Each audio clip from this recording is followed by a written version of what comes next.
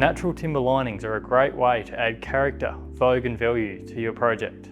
Modinex has the most bespoke range of architecturally designed timber linings in the nation. We have a wide range of Australian hardwood, Canadian Western red cedar and other exotic timber species.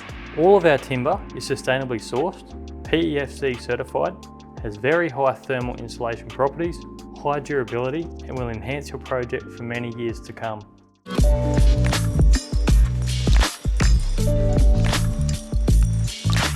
We're going to run you through installation of interior timber linings in both horizontal and vertical applications. Before you start, take a note of what lengths you've been supplied. Come up with a layout plan to minimise wastage and achieve an even pattern. For 9mm thick timber linings, stud centres must be 450mm. All other linings 12mm and up can span 600 centres. For plaster walls, the timber linings can be fixed directly onto the plaster, or you can batten the wall out and fix it to the battens. When applying to concrete blocks, tilt slab or bricks, use at least a 20mm batten to allow for a sufficient air gap.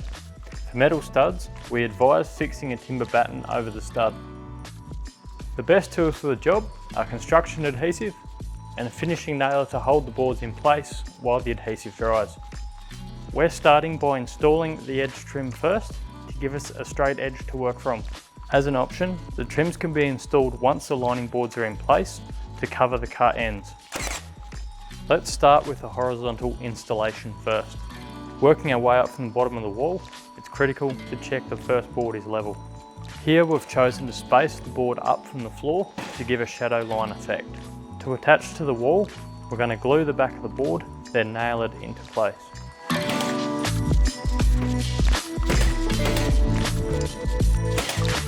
You'll notice we're doing the secret nail technique, which is the cleanest install.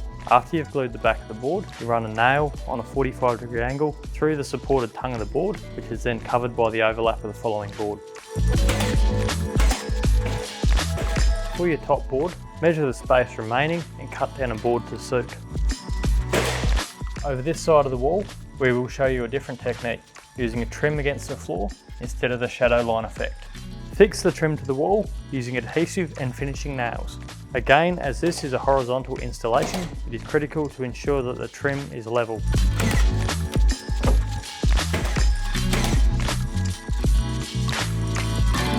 When installing around window and door penetrations, cut the lining boards to fit, using a trim to cover cut ends and give a seamless finish.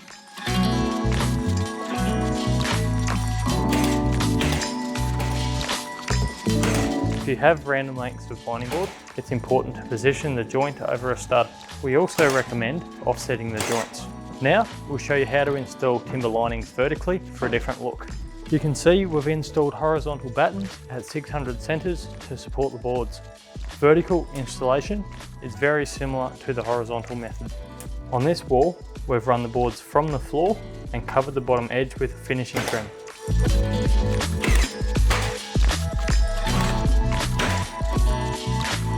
When joining trim pieces, we advise using a mitre cut to increase joint stability.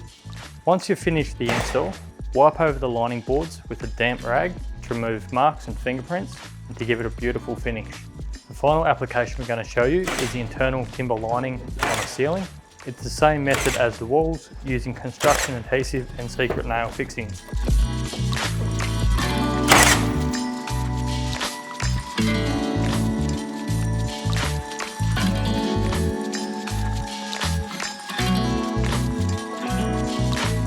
Interior timber linings will give your project a beautiful and timeless finish. What's not to love? To find out more about our range, get in touch with our team through our website.